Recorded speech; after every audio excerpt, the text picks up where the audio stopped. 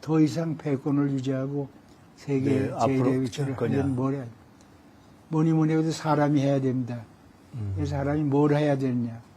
다른 나라 현존 기술하고 적어도 5년, 10년 앞선 초격차 기술을 우리가 개발을 해야 됩니다. 그것이 없으면 안 됩니다. 그래서 지금 앞으로 소요되는 친환경 선박이라든지 디지털 조선이라든지 자율운항 기술이라든지 뭐 액화 연료, 미래 무탄소 연료 이런 선박에 필요한 기술을 우리가 초격차로 기술을 확보하는 노력이 있어야 되고 이걸 위한 투자가 이루어야 됩니다. 오늘 한국이 조선소의 시설만 훌륭한 게 아니라 여기에 기술을 제공하는 조선기술연구소가 정부에서 수립한 선박해양 프란트 연구소라고 대전에 있는데 거기에 훌륭한 기술자들이 많습니다. 근데 그게 충분히 활용이 안 되고 있어요. 활용이 안 되고 있는 건 여러 가지 정부에서 예산 부족이라든지 뭐 연구개발비에 뭐 조달이 제때 안 된다든지 연구 환경이나 뭐 처우 개선이나 보니까 이 사람들이 연구소를 떠나는 경향이 있습니다. 그래서 이런 거를 다 해서 아까 말한 주말 대통령 직속위원회에서 이런 거를 세부적으로 목표만 설정해 주는 게 아니라 세부적으로 실천 가능하고 실현 가능한 그런 디테일에 집중한 계획을 세워서 이 기술 확보를 격차를 유지하지 않으면 이거는 아주 그다음에 지금 3사를 비롯해서 무분별한 그런 시장 경쟁을 합니다. 물량 경쟁. 우리가 뭐 100만 톤 주문받았다. 우린 뭐 얼마 받았다. 그걸로 자랑하는데 지금 그럴 때가 아닙니다. 우리는 이미 세계 제1의 기술 갖다 인정받았기 때문에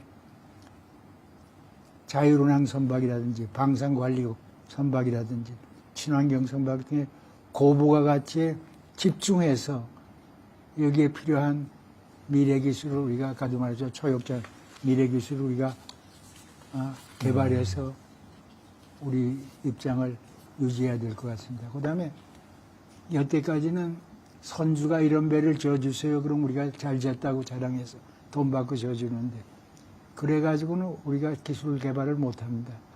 앞으로는 미래 파라다임, 새로운 파라다임에 운영될 앞으로는 조선, 해운, 항만, 물류 이것이 하나의 회사 산업의 가치 사슬로 움직이기 때문에 이 전체 관련된 기술이 공통적인 기술이 있고 새로운 기술이 있습니다. 그래서 우리가 이러한 그 새로운 파라다임에 대응하는 선제적이고 통합적인 그런 신기술을 우리가 개발해야 됩니다. 지금 있는 거 발등에 떨어진 불만 끄는 그런 게 아니라 앞으로 미래지향적인 그래서 그리고 앞으로 인재들도 나는 배만 설계합니다. 뭐만 그게 아니라 이제는 아까 말한 이런 모든 가치사슬에 관련된 산업을 설계하고 또 시스템을 만들 수 있는 복합적이고 융합형 고급 인재가 필요합니다. 인재 말씀은 제가 그 다음 질문에 한번 더 여쭤보겠습니다. 그래서 내수 시장도 확충해야 되고 그래서 아까도 되풀이된 말씀입니다만 이 조선업이 단순히 배를 만드는 산업의 영역이 아니고 해양 패권, 국가 패권, 기술 패권을 라는 명확한 의식을 가지고 통치권자가 강력한 지원체제를 확립하여서 이게 지금 해야 될 거라고 생각합니다. 지금 제가 그러면 한국조선 자체의 미래를 위해서 뭘 해야 되냐 하니까 크게 보면 세 가지 말씀을 주셨습니다.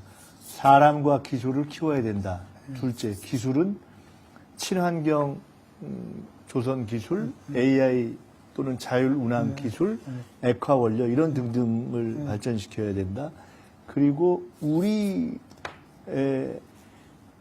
그 3대 조선 회사들끼리의 과도한 내부 출혈 경쟁을 오히려 좀 교통정리해서 잘 해야 된다 이렇게 말씀을 주셨고 그것을 통해서 이제는 추격할 수 있는 단계가 아니라 선도하고 선제적으로 오히려 해외 수요자들에게 이젠 이런 방향으로 간다고 제시하면서 오히려 시장을 만들어갈 때가 됐다 이렇게 말씀을 주셨습니다.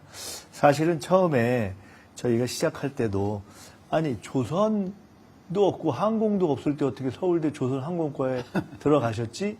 라는 저희가 질문을 했지만 오늘의 이렇게 한국조선이 있는 데에는 회장님께서 저번에도 얼핏 말씀 주셨지만 조선항공과를 만들었던 이승만 대통령의 그 통찰력이라는 것도 있었고 예. 또 박정희 대통령이 조선을 산업전략의 핵심 목표로 잡았던 그런 통찰력도 있었고 그런 어떤 국가의 전략적인 리더십이라는 게 있었다.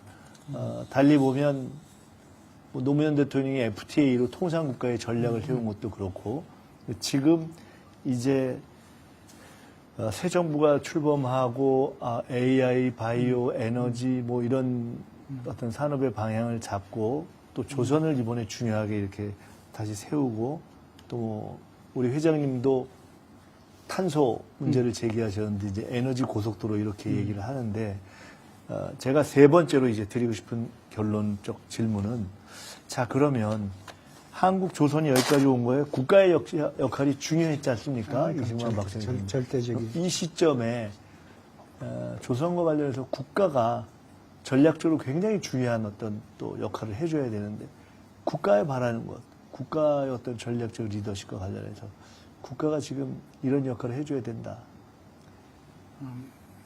그 얘기에 대답하기 위해서는 옛날 얘기를 안 할 수가 없습니다. 네. 제가 61년에 박정희 의장의 초청을 받아서 한국에 왔을 때 한국은 목선도 못 만들고 철판 하나 못 만들고 기계 하나 못 만드는 그런 아주 열악한 조건이었습니다. 지금하고 생각하면 상상이 안 되는 환경이죠. 네. 그런데 그런 환경에서 박 대통령이 조선입국이라는 강한 의지를 가지고 그 조선업을 하겠다는 것에서 계획을 세워서 정말 국가의 최대 목표 산업으로 설정해가지고 그걸 했기 때문에 오늘과 같은 결과가 나왔거든요. 그때 조선 계획을 세계 제일 가는 조선 국가를 만들려고 계획을 세워서 그때도 나 자신도 과연 이 계획이 실현될까 하고 걱정하고 걱정보다도 회의적이었는데 박 대통령이 그걸 기업인들, 은행가들, 정치 지도자들 모아서 브리핑하라고 그래서 브리핑했더니 한 사람도 그 내가 만든 조선 산업을 하는데 찬성하는 사람이 한 사람도 없었어요. 그래서 해외 대사들을 데려다가 또 기업인들, 해외 기업인들, 투자자들 데려다 그 사람들도 그냥 비아냥거리고 한국을 무시하기만 하지 한 사람도 그게 당시의 상황이었습니다.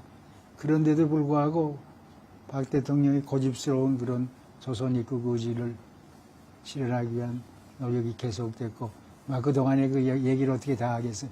그래서 결과적으로 오늘 같은 미국도 우리나라한테 의지하는 그런 상태가 됐는데 뭐니 해도 지금 이 순간에 세상이 달라졌고 국제 환경이 달라졌고 다 달라졌습니다. 거기에 또 고무적으로 미국이 우리를 필요로 하고 이런 상황까지 왔기 때문에 이 기회에 새로 도약하기 위한 내가 60년대에 만들었던 조선 발전 계획을 업그레이드 해가지고 지금의 경제 상황, 국제 상황에 맞는 그러한 새로운 앞으로 50년, 100년을 내다보는 그런 계획을 대통령 직속으로 대통령의 관심 밑에서 그런 것이 이루어진다면은 그냥 목표 개념이고 전시 개념이 아니고 진짜 될 건가 안 될 건가 하는 거를 따진 나머지 디테일까지 그걸 해서 해야 될 시기라고 봅니다. 우리가 어떻게 감히 미국이 우리한테 손을 벌릴 정도로 되리라고 어떻게 생각했어요. 그러나 그렇게 됐지 않습니까? 아까 내가 서두에도 말씀드렸지만 여러 가지 그러한 것이 5년, 10년 내다보는 초격자 기술 우리가 개발하는 목표를 가지고 우리가 연구도 하고 뭣도 하고 다 한다면은 안 될 거 없다고 저는 생각합니다. 의지가 문제지. 그 의지의 정점에는 국가 통치권자가 있다고 생각합니다. 그래서 그러한 그 계획을 수립하는 것이 제1단계고 그 계획을 차질 없이 실천하는 그러한 실행을 하는 것이 2단계고 그렇게만 된다면 우리는 전 세계에서 정말 조선국가로서의 그런 위상이 확실히 쓰게 되고 그는 조선이라는 제전 능력뿐만 아니라 우리나라의 국가 패권을 진작하는 데도 큰 역할을 하리라고 그렇게 혼자 생각하고 욕심을 내봅니다. 네, 감사합니다. 제가